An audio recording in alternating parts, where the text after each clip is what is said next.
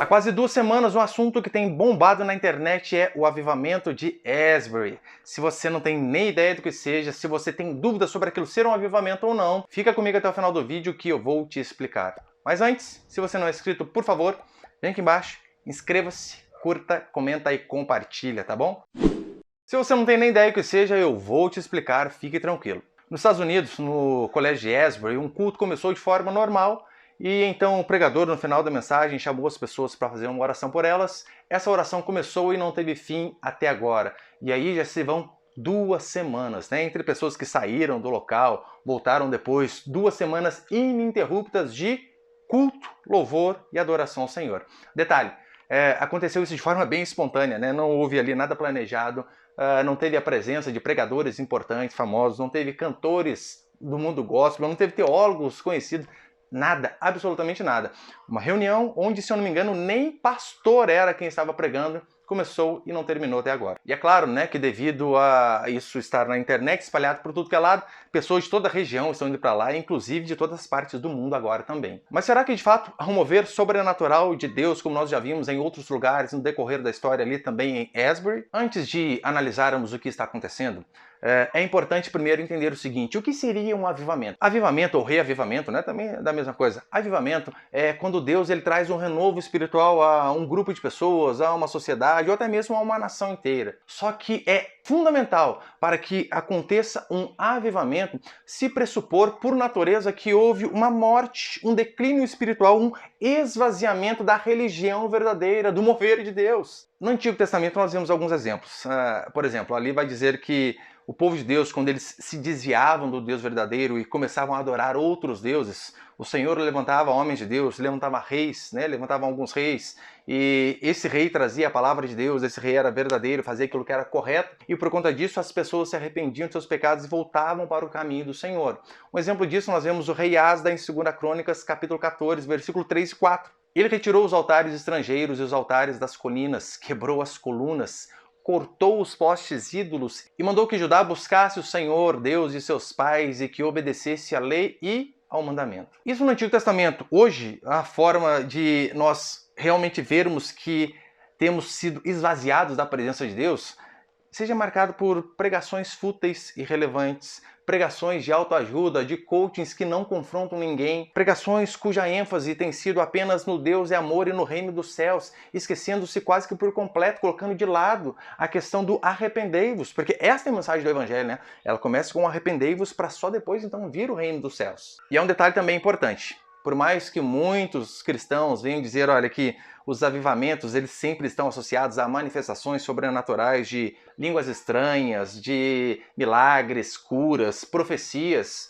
pelo menos até agora nada disso é visto em Asbury. Historicamente também, né, há muitos relatos de avivamento que eu e você temos que nos basear na história para então fazermos este paralelo aí.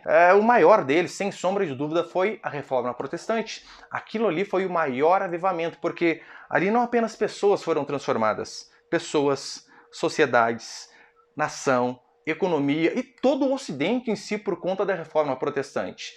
Eu poderia citar para você outros exemplos também. Na Inglaterra, no século XVIII, não só Inglaterra, na Inglaterra, Escócia e também País de Gales, ali com George Whitefield, que era calvinista, e com John Wesley, que era arminiano, tá vendo? Um de cada lado, para não falar que o avivamento é apenas de uma turma. Aqueles homens ali viram o avivamento e, por conta daquilo ali, George Whitefield, né, ele foi um instrumento também para que aquele avivamento fosse para os Estados Unidos. E nos Estados Unidos também temos outro, século XIX, nos Estados Unidos nós temos o avivamento que alguns vão dizer que durou mais de 50 anos. E o nome mais proeminente ali daquele avivamento foi Charles Finney.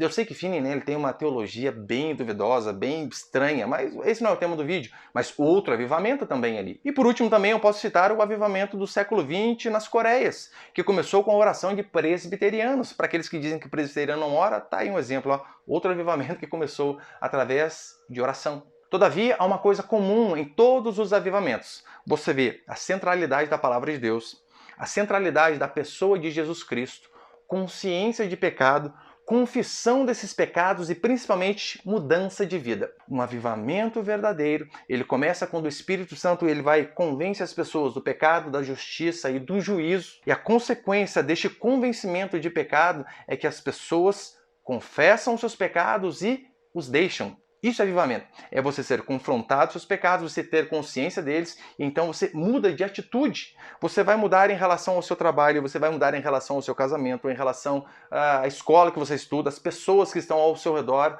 Esses avivamentos, eles vão impactar toda a sua vida. Toda a sua vida. Mas a pergunta que eu sei que você quer que eu responda é, né? E Asbury, ali de fato há um avivamento? Pelo menos até agora, sobre tudo que eu já li, que eu peguei informação, ali há relatos de pregação genuína do Evangelho, há relatos de conversões verdadeiras, de mudança de vida. E se de fato essas coisas têm acontecido, nós sim podemos dizer que Asbury está passando por um avivamento. Todavia, a prova cabal de que este é um avivamento é que aquilo vai se manter através de mudança de vida das pessoas. Foi isso que Jesus disse. A árvore nós conhecemos pelos frutos.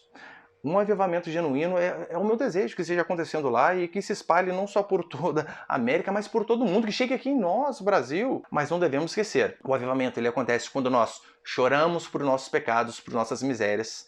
Deus ele vai nos avivar, primeiro quando nós reconhecermos que estamos mortos espiritualmente. Isso é fundamental. E o avivamento ele vem seguido de convicção de pecado e mudança de vida. Avivamento não é quando você passa horas no culto, quando você passa horas louvando, mas sim quando você reconhece o quão pecaminoso você é, o quão mal você é por dentro, e aquilo faz com que você se transforme em outra pessoa.